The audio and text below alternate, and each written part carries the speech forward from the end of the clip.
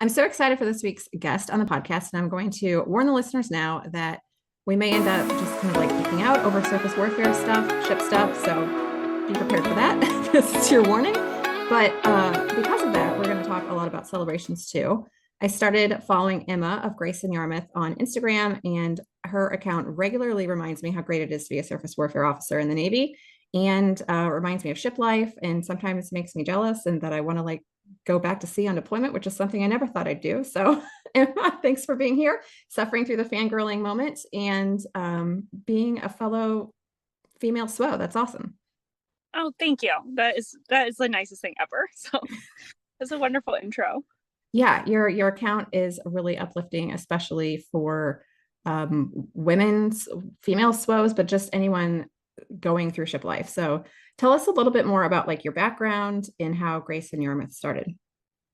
Yeah. So my first deployment, I deployed when I was an ensign on my first ship. I was on USS Pinckney, and that was around I think I deployed 2013 January, and they were starting the big shift from paper charts to computerized charts.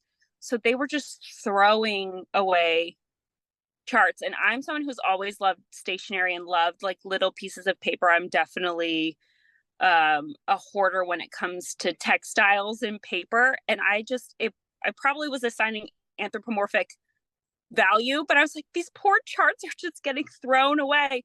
And the quartermasters looked at me and they're like, well, do you want them?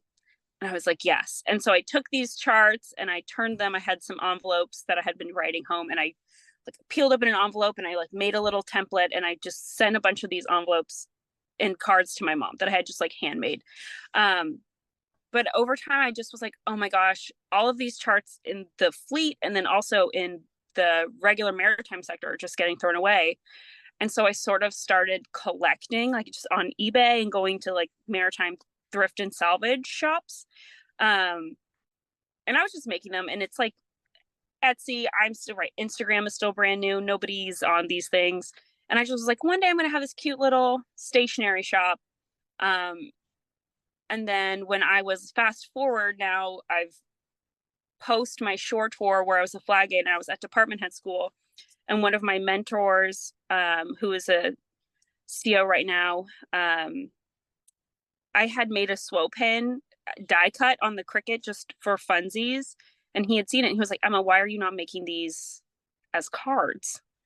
And I was like, well, I didn't think anyone, because I didn't understand I'm not a business person, right? I'm a comparative politics major from the United States Naval Academy. I'm here for like government. I have no idea how business works. And he was like, Emma, people would love these.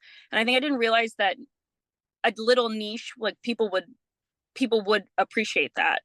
And so I started selling them on a little Etsy, and they blew up in the SWO world, not anything. And then people started asking for the other warfare insignias, and I sort of realized that there was this huge need for things that allowed SWOs to celebrate, because I think especially in the SWO community is kind of the least fun, I think, of the That's a communities. really nice way to put it. The least fun. And I think we have, just with the resources that we have and time being not enough time, not enough money, not enough sailors always, that you're just rushing from one casualty to the next or one event to the next, that even when somebody gets a SWO pin, it's like, okay, you all go in the wardroom and you put the pin on them and everybody cheers and shakes your hand, and then it's like back to work. There's no lingering on these positive moments. And I think over time that really wears on people. And I think a lot of people, when they get out of the Navy, some of their decision making is in that, like the positives are not outweighing, not the negatives, but the harder parts, because we're not intentionally celebrating or giving value to these positive, good milestones. So I started making stationery essentially to honor those little moments. And my recent thing is I made these giant Mylar SWO balloons, and I'm hoping to eventually make the other pins, because I just want fun things that people feel like, oh, something is made for me in this community and I'm not alone. I'm not alone. I think that was the thing, that like somebody is seeing me, and if even if it's just me seeing other people, it's me to say I see you, like, and I see what you're doing, and I see how hard you're working, and I want to make sure that you know that you're doing a good job. That's amazing. Kind of a long story. No, that's great. I Yeah. love hearing the backstory, and especially something like you said is so niche. Like, and we think the Navy's so small, and it is, like, it's 350,000 people, but you end up running into the same people a lot, or you have this instant camaraderie or instant connection with somebody that does the same job as you do. So we think it's really small, but there is a need for stuff like this. And I love that you said you wanted to like intentionally celebrate those moments, because I remember when I was going through that stuff, just like you said, it's like you accomplish a thing and you move on to the next. I think that function of just like how high the operational tempo is, we're going to use a lot of terms I feel like that people are like, what are you Yeah. talking about? Yeah. How high the operational tempo is, you don't take that time. And I think it's so important, like you said, to just celebrate that stuff. And I love that you saved the charts. I convinced a friend of mine when I got off of sea duty he was a navigator at the time, and I said, hey, can you borrow a chart from San Diego and a chart from Pearl Harbor, because those are my two home ports and my two ships, and I have them framed, and they have like gone everywhere across Wow. the world with us, and they're like really important to me because they're just like, it's so Yeah. different and kind of cool to have as like artwork. But um so I love that you've done this, and I love that you're taking the time to celebrate it. Why do you think it's important to do something kind of creative like this? Like, you're making your own envelopes and using the charts to like make stationery and stuff, especially when you're in kind of like a high stress environment. Yeah, actually, that's a wonderful question. I actually, again, seeing a lot of my peers and contemporaries that have gotten out. Yeah, there are some that like go to business school. I feel like go down this business path, corporate world, and then I think I see a, the same amount, I guess, a balance of friends that get out and they start a wedding planning business, or go back to art school, or are doing beautiful cake making. I feel like I have a list of people to send you after this Yes, please. that are wonderful, wonderful military women who have gotten out and are now doing these wonderful creative things. And I think one of my dear friends on my first ship talked about how just being on a ship is so industrial and can really zap that creativity. Like, you sort of can feel like 1984. If you're in engineering, you don't go outside, you don't see the sunlight, you what time of day it is, it doesn't matter, right? And I think if you are somebody who is naturally ebbs towards the creative, that is your resiliency and what's going to refill your kind of resiliency tank, or your well, however you want to, whatever analogy you want to use. And I think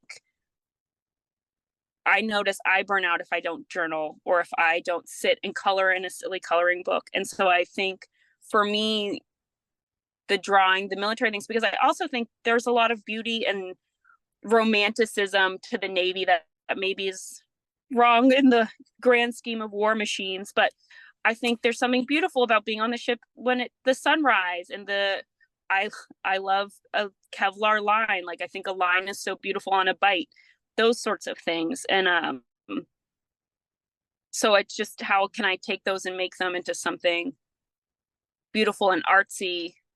And I think then that also refills my resiliency tank. So I oftentimes, like, I'll just start doodling, like the books on my shelves. I have this nautical book, essentially like officer print, but it was really, those were the books that have sat on our shelf in our log room, that all my divos have just sort of over time collected, and they sit on our shelves. But it's all the same books that I had when I was an ensign, and they're just there's something, again, universal even, right? There's so many people in the Navy, but you still have all of these same themes, and you have the same books. And I think it's how to keep me sane when you're giving and giving and giving. It's like how to make sure that you're giving back to yourself so that you still have stuff left in your tank. Yeah, That makes sense. it totally makes sense. And it's such a good reminder that when we are in a high stress environment, whatever it is, or industrial, like you said, that was such a good way to put it. It is such an industrial environment.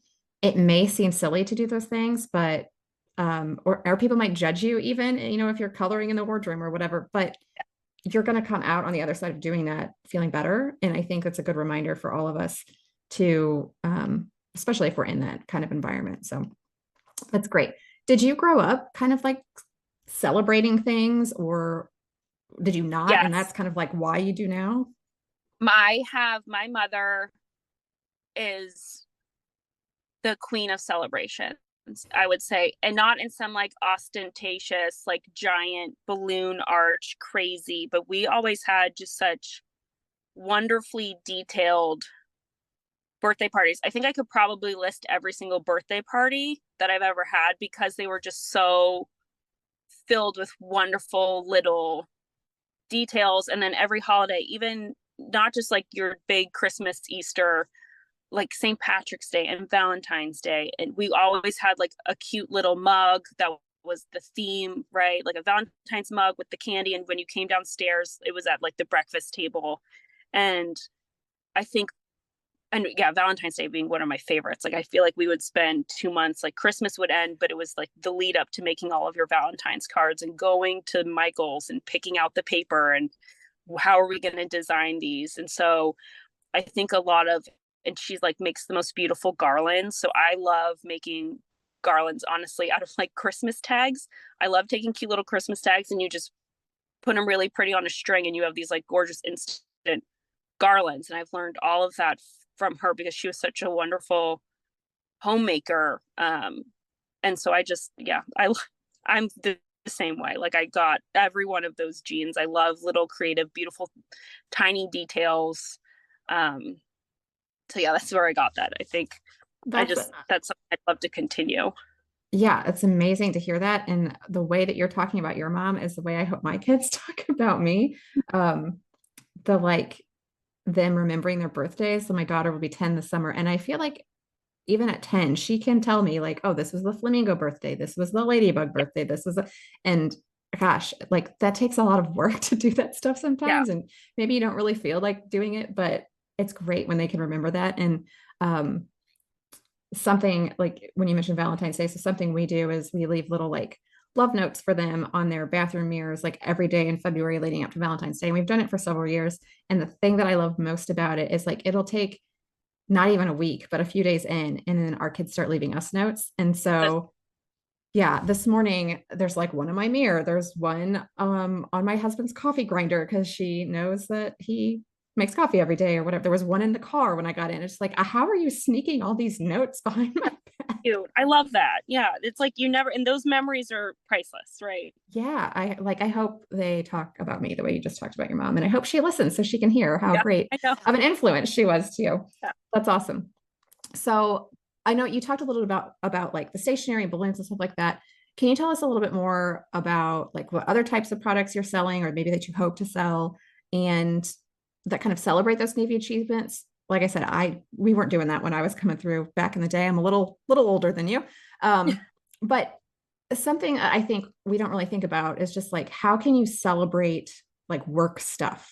I feel like you kind of have a hold on that kind of concept. Can you tell us a little bit about like what you're creating to celebrate for, or like other people in a different type of workspace even could celebrate milestones? Yeah. So I feel like I'm in Mean Girls. I'm like I'm not like a regular mom. I'm a cool mom. I try to be like a cool department head, and not in a way that I don't have boundaries or that my direct ensigns and JGs, so my division officers, I'm trying to explain it so that listeners can understand. But so Yeah. my junior officers that work for me, that I like to be a safe space. I care about like physiological safety. Like even if I'm going to get upset with you, that you know that you can come to me for anything and that I will be here to protect you. And I'm like always in your corner. Um, and so I think that really goes into a lot of the stuff that I do. I'm trying to think. So products like I've been, the job that I'm in now is I'm the chief engineer on James E. Williams, which is a guided missile destroyer. And we were underway for 297 out of the 365 days last year. So we were gone a lot. And I have a lot of ideas and things that I'm hoping to do when I transition to shore in May because I'll have a lot more free time. But lately I've been working on a lot of cards that are sort of punny. That's another person that I've got to send to you. She makes these gorgeous pun cards, and she's a military spouse. But I try to make little pun cards that are very like niche specific. So, and then I also stickers. Like I love stickers. I was the senior watch officer, so I was in charge of everybody's qualification process. And I put stickers on everybody's completed PQS. And there are some people that will roll their eyes and be like, this is stupid. Like, we are putting stickers. And there are some sailors that absolutely love it. And they're like, I gave you 3 PQSs. Like, I'm waiting for my stickers. And I think we sometimes also forget that a lot of our junior sailors are 18 years old. And this is their first time away from home. Like, and silly stickers go a long way. Like, I love getting stickers. And so I also try to put I'm trying to work on some more Navy themed stickers, so that people can incorporate that into their kind of daily practice. And I made bridge themed stickers. So for for driving and everything in the pilot house. And I actually had another officer bought a bunch of them to use at the simulator. So when she teaches at the simulator, you have to write feedback, and she's going to put those like bridge themed stickers on all of their feedback reports. So I thought that like that stuff, I think, is really a nice way to use things. So Yeah, I'm so jealous. I Like I want to come back and get some stickers. I know I'm rambling, but it's like hard to talk about yourself sometimes. But yeah, so I really love making cards. I want to make a couple more cards, especially for while people are deployed. My long-term plans, I'd really like to make some really pretty gift boxes for deployment that you could buy, like a 7-month gift box set, because I'm sure you also experienced a USO box, and like, it's lovely. They put thought and effort into it, but at the same time, you're kind of getting Dollar Tree pert shampoo. And I want somebody, I love opening. I have some friends that send the most beautiful care packages, and you're like, how did you build this beautiful care package? And I want to be able to do that for people, because sometimes that stuff is overwhelming, and to be able to just one-stop shop, buy it somewhere for things that people definitely need on deployment. That is like one of my goals for next year. I love it. And it's like coming from somebody that's spent a lot of time at sea and knows what you need. And you're not having to like rack your brain, like you're saying, of like, what would be beneficial? Or a lot of times stuff gets sent and then you end up just like putting it out on the table somewhere because you're like, I could never use this, and maybe somebody else can, which is great. Usually all that stuff gets gobbled up, but like you don't know that like you need shampoo for chlorine, like that the bromine in the water is essentially chlorine, like, and you need swimmer shampoo. Like you don't know that. And right.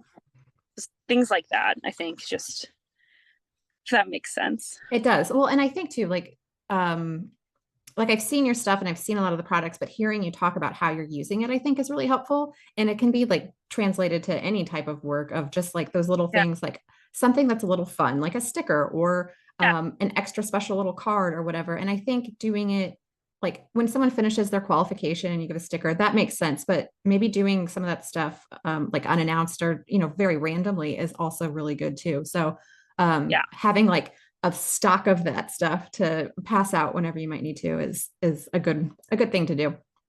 Yeah. Have you found, and this is maybe my feminism side's gonna come out a little bit, but have you found that since you do like to like celebrate and commemorate important events, that typical like social chair roles kind of get forced upon you, like planning for things? If so, are you like open to doing those things? And if you didn't want to, like, what's a tactful way to say, like, I don't want to have to always be the one to plan all the things? Yeah. So when I was a JO, I was the bull ensign, and I think I did a really good job. I will toot my own horn. We always had beautiful venues and beautiful locations, and I always made sure everybody's farewell gifts and photo frames were signed and ready to go.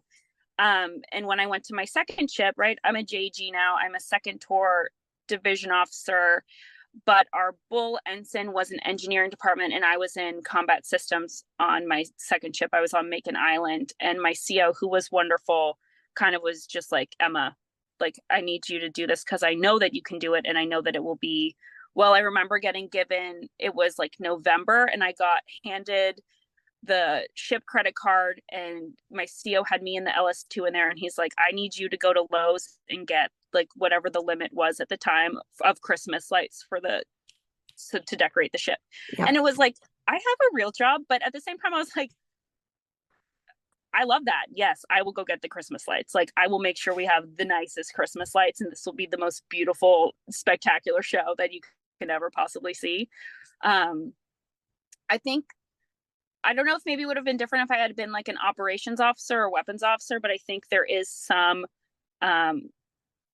insulation in being Chang that they're like, you're too busy. But I do try to, I'm sure the JOs that are in the wardroom, like leadership bull and the Georges, so the junior officers requiring guidance is like the most junior ensign. I know that they roll their eyes at me because I will sometimes get annoyed with them, and I'll be like, guys, this is not that hard. Like, this is what I need you to do. Like, this is the vision. But I think we have had a cultural shift where we have a lot of junior officers now that are coming out of college, that their end of college was in COVID, or their beginning of their careers when they were at all of these like introductory schools were during COVID. So I unfortunately don't think that they have this same concept of community that the wardroom used to be. I think that like that's what I've noticed, and I don't think it's any fault of their own. And so I think sometimes now I'm like, guys, you could be going to every day, leaving the ship and going and buying little things for the wardroom. And it just, I think it's slowly coming back, but I think we did have a huge loss in wardroom camaraderie because of COVID and not being able to do things. But sorry, that's like a separate aside of, I think, where I come back and I'm like trying to get things back on track. I was like, so I luckily now have a junior officer who's very patient with me when I was like, you need to get a farewell mat for every single person in the wardroom. That way, even if they're not leaving for 2 years, everyone that's leaving now can sign that mat. And it was just this wild concept. But somebody that has planned and done a lot of those, literally never thought of that until just this moment. Yeah. You can see, I've got all mine back there. Yeah. The only people that signed them were the people that were there the day I left. Like, nobody was. Exactly. Oh, that's so smart. I know. And I feel like now, as a 3-year Chang, all of my friends that were here from my first 2 years are not here now. And I'm like, wow, I would have loved to have all of these other people sign my mat, and they didn't have the opportunity. Yeah. So that, if anybody in the Navy's listening, I think that's the best way to do it. It's my personal opinion, but I think that way everyone gets to sign your mat. And it is important to have a big, thick mat. Like they were trying, when I got here, we had these like tiny 1-inch mats, and I was like, these will never do. You can't even sign your name on them.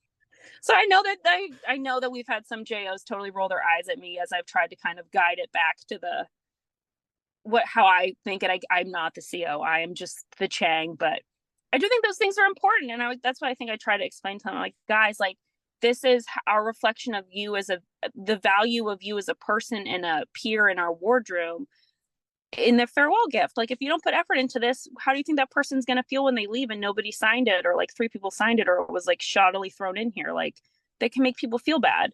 But I know that's me and my crazy attention to detail, and me that in that book, what is the book? It's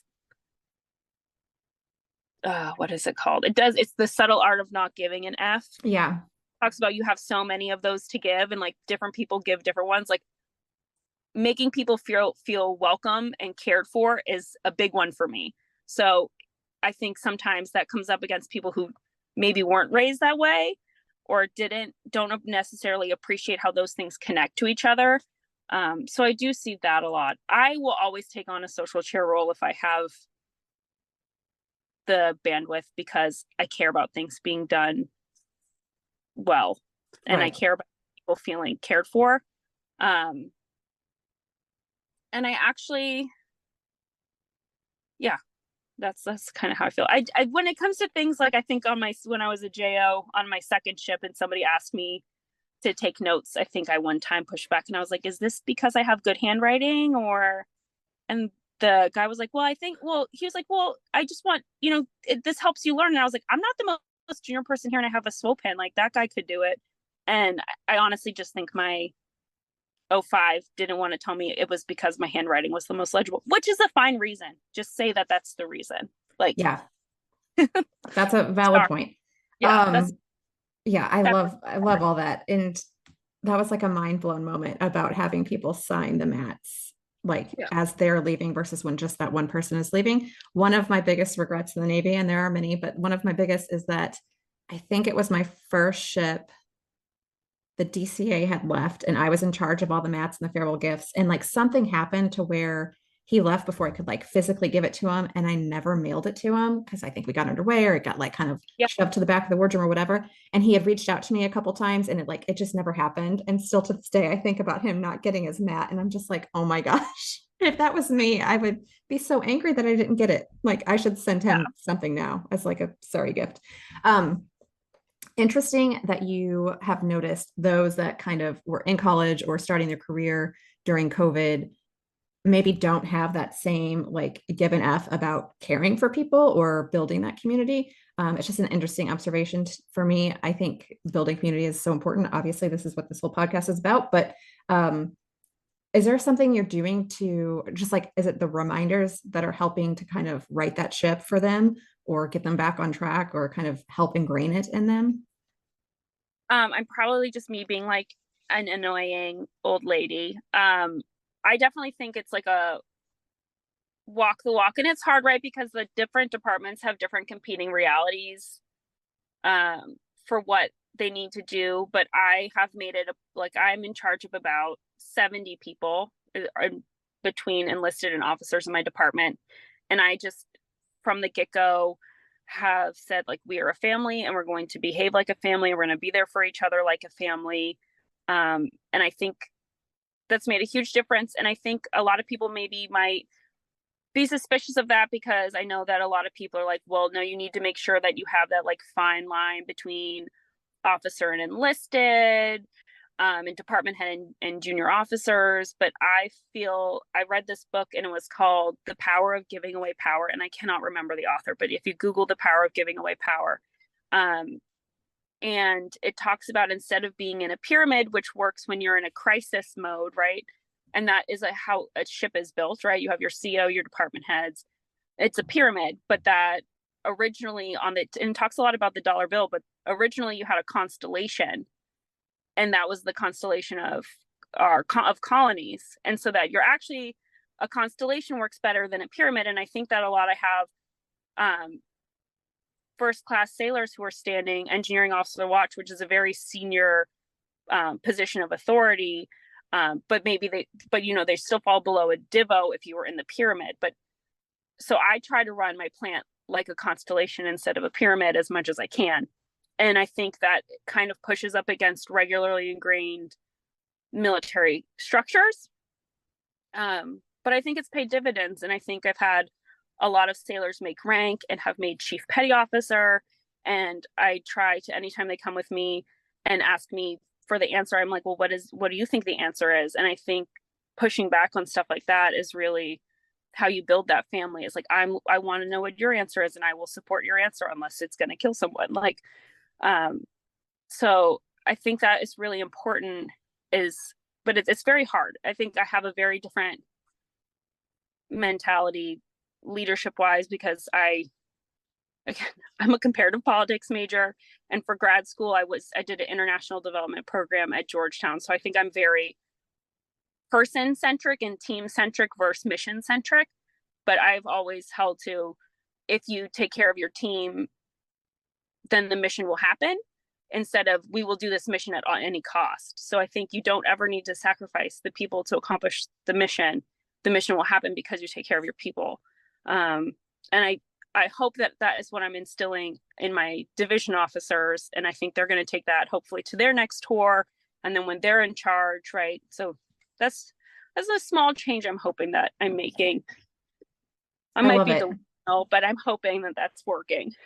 Yeah, I love it. It sounds like you have put a lot of thoughtful effort into how you want to lead. And I love that this is taking on a leadership road now, which is great. But one thing that you said about like treating your department like a family and asking those questions and getting input and stuff. One thing, thinking back on the sailors that I led, a lot of times you're getting sailors that probably don't have a great concept of what a family is based off of their background or where they came from.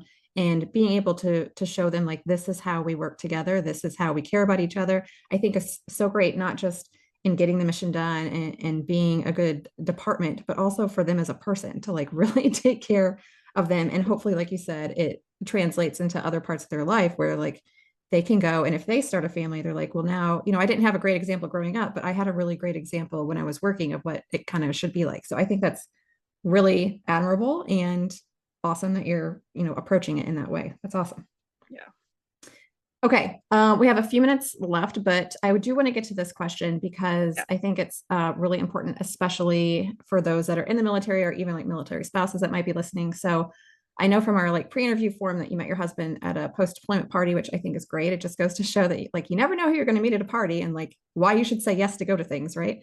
But you've established a close group of friends and a lot of you do the same thing. And I think this happens a lot, especially in the Navy, where you tend to stay friends with people that you work with or that are just on your street or whatever it might be. Not that that's a bad thing, but are you working towards kind of opening that circle and meeting others, befriending others outside that circle? And if so, how are you doing that?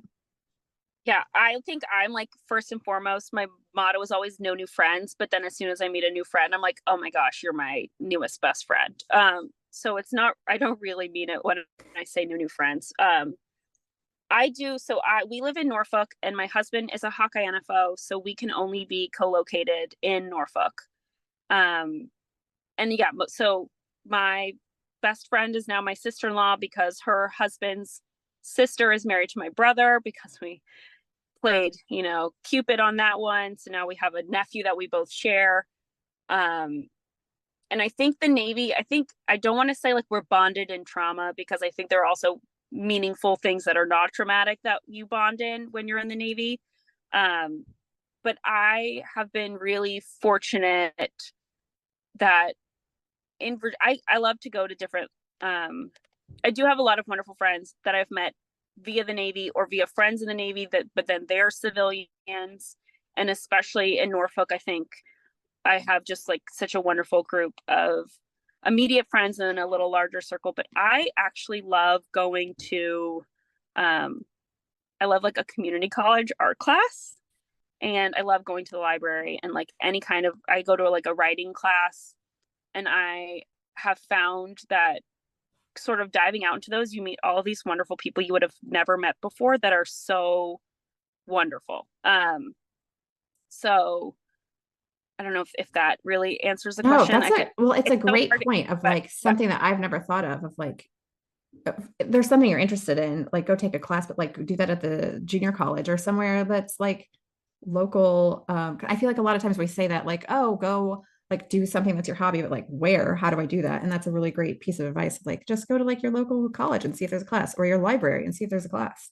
Yeah, and that honestly, when I was in San Diego, I went to San Diego Community College to take printmaking, and I had never taken it before. And you got to sort of you took the first semester, but then the woman that taught there, you could essentially sign up for the class as many semesters as you wanted, and then you just kind of graduated to the next table over, and you just got to use the facilities.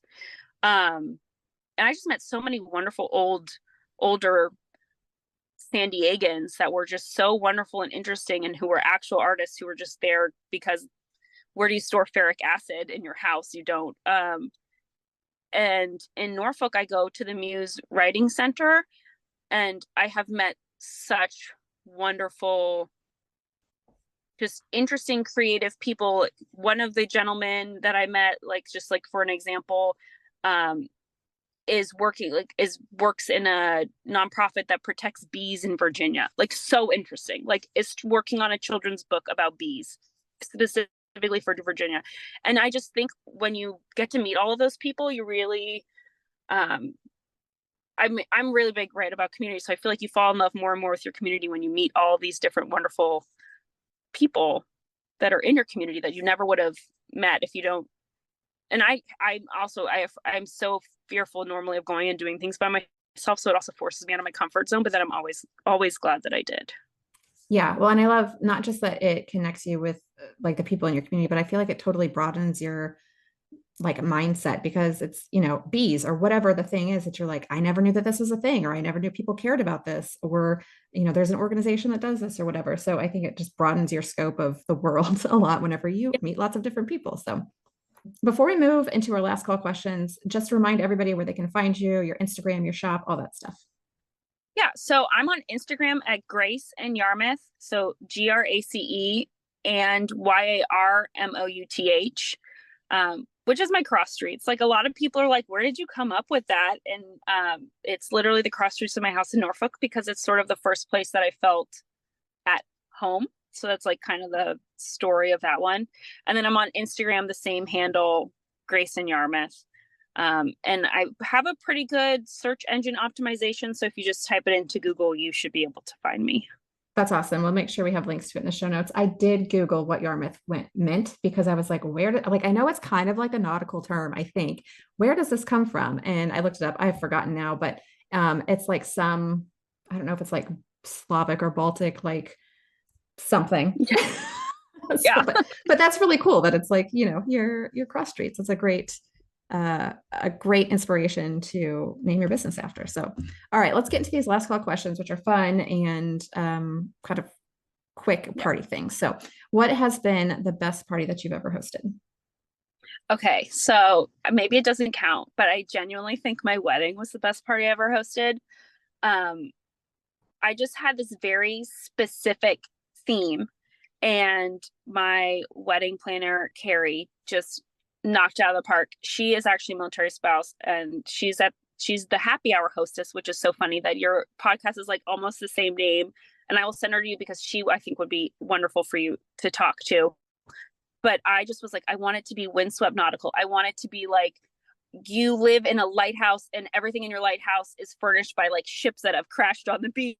And she was like, got it. And I had it in my mind. And sometimes I find I've like tried to hire people in the past and people like cannot stick the vision, and it is not their fault. I think my brain is in a different planet. It's like very dusty, like it's the Goonies all the time. And it was the most beautiful everything. We had this 6-foot ship helm and the tables were just filled. It was just like nautical books and trinkets and brass and candles. And we had like the drinks were Annapolis. Like it was like we had a painkiller, and then we had a Singapore sling, and it was at the Hermitage Museum in Norfolk, which if anybody is ever in Norfolk, they should go to. It just was the most perfect. It was just the most perfect event ever. And I'm like, I'm never gonna have anything as great as that. But then I do still have my friends. I know I'm bragging, but they'll be like, that was the best wedding we've ever been to. And we've been to other weddings, and they're like, nothing. That was it. That was the top. I would say my sister's wedding, who also, Carrie was the wedding planner for my sister's wedding, probably rivaled it. But yeah, I think it was everything I've ever wished for in like a nautically themed event. And it was landed so perfectly. You told me this before and like the pre-interview stuff, and I went to your wedding planner's Instagram and looked up your wedding, and it was gorgeous. And like what did you say? Windswept nautical? Like you say those words, but like, what does that mean? Then you look at the pictures and you're like, oh yeah, that's it. That's awesome. It was the most perfect. And like all that stuff still lives in our house. Like I can't part with that chip wheel. We actually have this like rooftop. It's like a 3rd floor. I'm sure it's not up to any kind of code, but I'm like, long term, this is going to go up here, and we're going to get a cannon, and it's going to be like Mary Poppins, and we're going to just hit that cannon at noon every day. That's the best. Hilarious. Okay. What has been the best community that you've been a part of, and what has made it so great? Okay, that one is a good one. Gosh, I've got so many different little communities, but I honestly think the female Navy surface community, especially like I would say my year group 2012, like my group of Naval Academy girls, women, are just some of the best, most fiercest, that's not a word, caring, wanting to make the Navy better. And honestly is one of the reasons I stayed in. And it's like there's a couple specific women that I'm like, if they stay in, I'll stay in. If they go, I'll go. And they've stayed. So I've stayed because they're just so committed to making the Navy better because we can always improve. There's always a lot of room for improvement. And I think especially when it comes to junior sailors and junior officers, like we have, these are like the most wonderful, precious resources, like actual people and like wonderful young Americans. And it's like, we have to take care of them. And a close second would probably be my current department on my ship. I love them to pieces. I'm like, we have to start our own depot level maintenance company naturally because I can't be apart from all of you. Like we have to all be together forever. Like I can't. So I leave in May and I'm actually like really starting to get anxiety that I'm going to have to say goodbye to all of them. It is really hard sometimes when you have a good division or a good department and or a good wardroom, whatever it might be, a good group of coworkers, and you're like, how, and like we're forced to leave, right? Like we can't make the decision to stay. We're told to leave. And it's hard. And then you never know what you're going to get when you go to the new place. And a lot of times you end up making that great too. So it's kind of what you put into it, you get out of it, but it is hard to leave. Okay, last one. What is your best party hosting tip? Okay, so this might be not a popular opinion, and I'm actually sure my mom will like be horrified, but I genuinely think when you are planning a party and like thinking about who the party is for, but if it is a party where it is like you're close into, I think we have a lot of dinner parties like that you would call dinner parties. Your house does not need to be spotless, like for the people that you love. Like love you regardless of what your house looks like. And as long as it's not like dog food and mold everywhere where somebody thinks that maybe you might be on hoarders or like need some kind of help like that, like it's okay. Like it's okay that you have stacks on your stairs and it's okay that you don't have all the mail put away. It's just, and you have dishes, like it's okay. And but I also just think you don't need to spend a lot of money. Like you can make so many things. Shameless plug, one of my other best friends works at the Dollar Tree, but she designs all these wonderful, like you can stuff at the Dollar Tree, you can print stuff off of line. Like you don't need to keep up with the Joneses when you're planning a party. Like you can do what you have with what you have and you can recycle so much. And I think those are my two things. You don't need to clean and also you don't need to break the bank. Yeah, those are always great reminders. And you're not the first person, you won't be the last to say them, but we always need the reminder. Like it doesn't have to be perfect to be beautiful. Yes, I'm the same way. Yeah. Awesome. This has been so much fun. And I feel like those that are not in the Navy still got a ton of value out of this. And those that are, we will have links to your shop so that they can start celebrating stuff along their careers and along their journeys because it is an important job and we need to take the time to celebrate it. So thank you for being here. Yeah, thank you. This was so wonderful.